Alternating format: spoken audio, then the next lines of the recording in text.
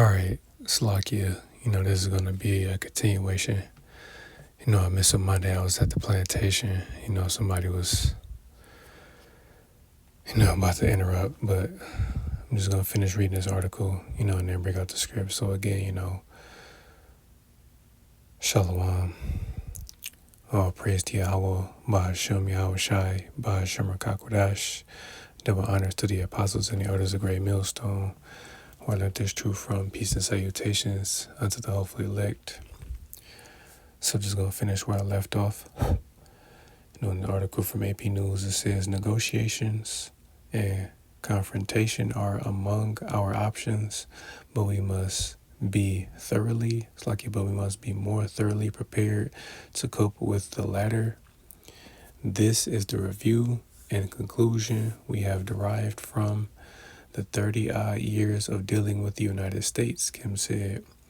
The United States we are now confronting is by no means an administration that remains in power for a tenure of some years, but a hostile state that our descendants, too, will have to counter. Generation after generation, this fact testifies the inevitability of the steady improvement of our defense capability. Kim also said, the decision to hold the weapons ceremony while the country was trying to recover from disastrous flooding showed the determination to its push ahead with the bolstering of defense capabilities without stop in any circumstances.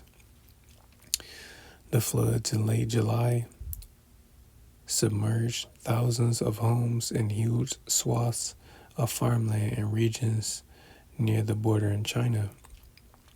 Russia has offered flood aid to North Korea in another sign of expanding relations between the two nations. Kim has made Russia his priority in recent months and as he pushes a foreign policy aimed at expanding relations with countries confronting Washington, embracing the idea of a new Cold War, and trying to display a united front in Putin's border conflicts with the West. So yeah, man, as you can see again, these nations are preparing for war, man. They're exhausting their resources into war, because it says, Kim Jong-un has, 250, nuclear launch vehicles, man, ready. They're ready to go. So, he's just, one of many nations that want to take this place, America, down, and he will aid in doing so. But we know the main catalyst as far as this war goes is going to be Russia, that's going to take America down. So again, I ain't going to make this one too long, man. So I'm going to start in the book of Isaiah chapter 9 and verse 5. It says, for every battle of the warriors with confused noise and garments rolled in blood, but this shall be with burning and fuel of fire. So yeah, man, this coming war is not going to be a traditional war, where men are yielding swords, shields, spears, bow and arrows, things of that sort. A group of men on one side, a group of men on the other side, charging each other, in hand-to-hand combat. No. This is going to be a war that is going to be fought with, nuclear capabilities. Now, again, you are going to have, ground troops going to war with each other. But, Slakia, this war is primarily going to be fought with nuclear weapons, man.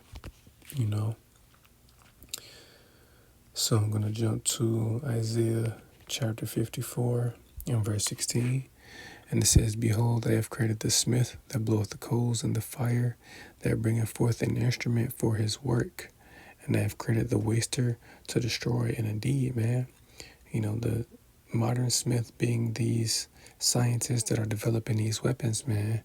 And that waster to destroy are the nuclear missiles themselves, and in particular the warheads, man, because that's what's going to do the damage, Because again, that's the time that we're in where these nations are gearing up for war. They're getting ready to take this place, America, down, because this was all prophesied by our Lord, over 2,000 years ago. So this is the book of Matthew chapter 24 and verse 6. And it says, "And ye shall hear of wars and rumors of wars. See that ye be not troubled, for all these things must come to pass, but the end is not yet. For nation shall rise against nation, and kingdom against kingdom, and there shall be famines and pestilences and earthquakes in diverse places. All these are the beginning of sorrows." And indeed, man, that's what you're hearing about, wars and rumors of wars, man, because that's what it's going to come down to, even these nations, coming up against each other, because as we know, World War III won't be official until Russia and America are directly, in conflict with each other, man. Meanwhile, these other nations, have their particular wars going on, but, World War III won't be official until Russia and America are going at it. So let me see. I'm going to grab this real quick because, again, we still have to keep an eye, on the land over there, man. Because, you have the land of Israel and, Iran. If I'm not mistaken, I think it's Iran, yeah, are at war with each other. Because they're, making threats of sending, bombs. But either way, man, we just have to keep an eye on that region. Because again, man, it's prophesied, that, let me see.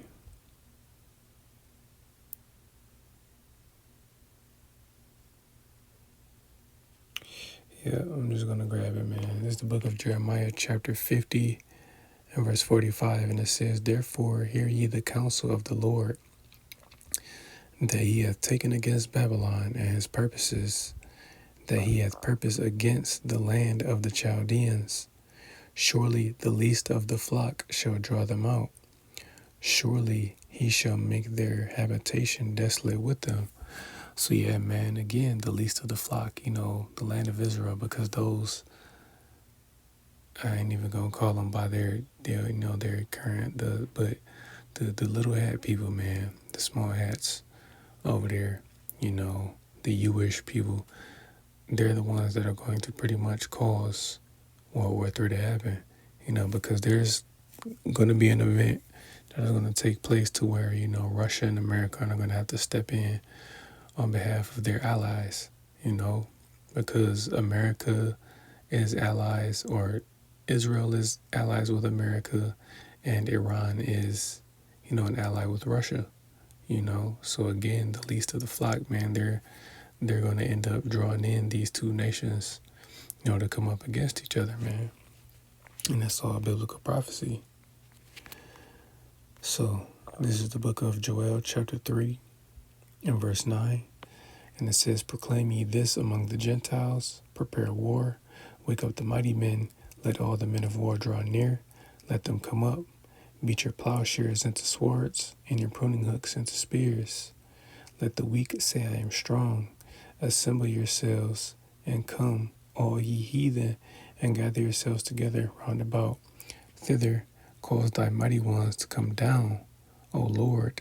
Let the heathen be wakened, and come up to the valley of Jehoshaphat. For there I will sit to judge all the heathen round about." So yeah, man, again, these nations are preparing to go to war with each other. And that's where they're going to go to war at, man, in the valley of Jehoshaphat, which is in the Hebrew, Yahweh Shaphat, which means Yahweh's judgment, And that's, where our Lord is going to judge these people, when our Lord Yahweh Shah comes back. Because once he returns, he's going to come from the east and eventually make his way to the west, man. He's going to destroy those men over there that are fighting with each other to eventually come over here and finish Babylon off,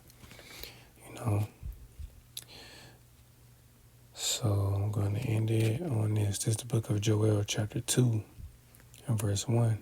And it says, "Blow ye the trumpet in Zion, and sound an alarm in my holy mountain. Let all the inhabitants of the land tremble, For the day of the Lord cometh, for it is nigh at hand, a day of darkness and of gloominess, a day of clouds and of thick darkness, as the morning spread upon the mountains, a great people and a strong. There hath not been ever the like, neither shall be any more after it, even to the years of many generations. So yeah, this is talking about the missiles. All these missiles that are being created are going to be used, man. None of them are going to be left over, man.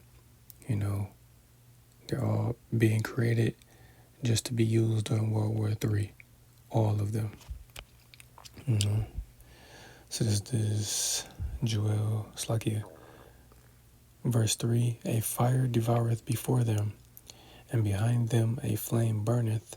The land is as the Garden of Eden before them, and behind them a desolate wilderness.